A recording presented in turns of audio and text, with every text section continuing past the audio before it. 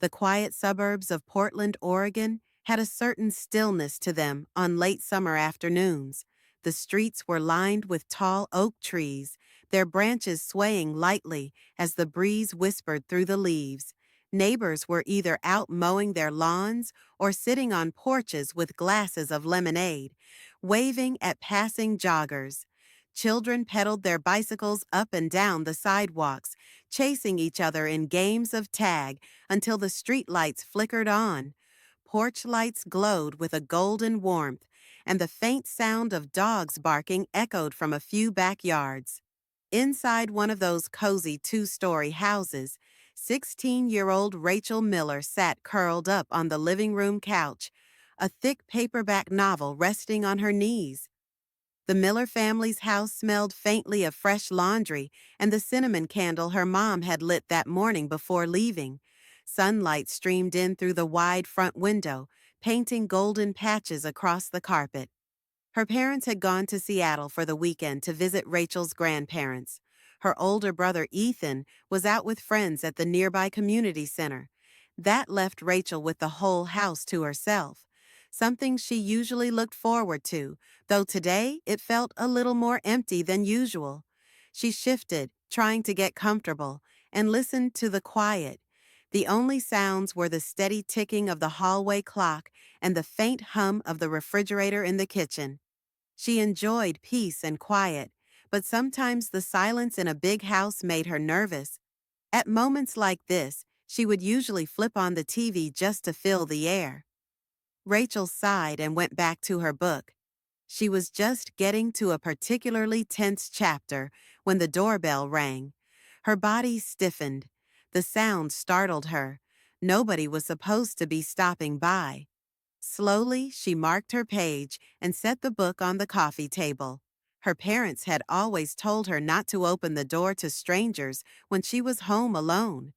Carefully, she walked to the door, her socks sliding a little on the hardwood floor. "Who is it?" she called, trying to sound steady. There was a pause, then a familiar voice. "It's Jake," the boy said, followed by a light knock. "Ethan's friend. He told me I could stop by." Rachel let out a breath of relief. Jake Reynolds was one of Ethan's closest friends. He had been over dozens of times, for game nights, study sessions, and plenty of lazy Saturdays. Jake was known around their neighborhood as polite and responsible, the kind of teenager parents actually trusted. Rachel opened the door. Jake stood there in a gray hoodie with his backpack slung casually over one shoulder. His dark blonde hair was slightly damp, probably from the humidity in the air, and he wore that familiar easy smile that made people feel comfortable around him. "Hey, Rachel," Jake greeted. "Ethan said he might be out, but I thought I'd swing by anyway.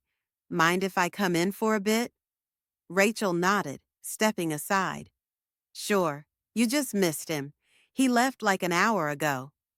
Jake shrugged and walked inside, dropping his bag near the couch.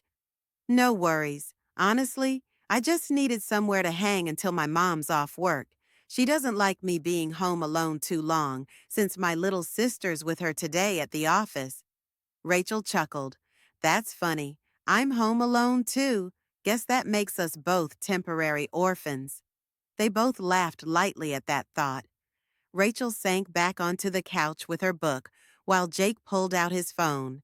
For a few minutes, the two just sat in companionable silence. Rachel tried to read again, but found herself distracted. It felt strange, but not unwelcome, having Jake there without Ethan. She glanced at him out of the corner of her eye, curious. Jake broke the silence first. "You read a lot, huh?" Rachel looked up. "Yeah, it's my favorite thing to do when the house is quiet. Keeps me from overthinking." He nodded toward the book. "What's that one about?" Rachel's face lit up. She loved when people asked about her books. She launched into a description of the characters and the fantasy world they lived in, explaining their adventures and struggles. Her words came out fast, animated with enthusiasm. Jake listened attentively, smiling, and even asked questions about the plot. His genuine curiosity made her even more excited to share.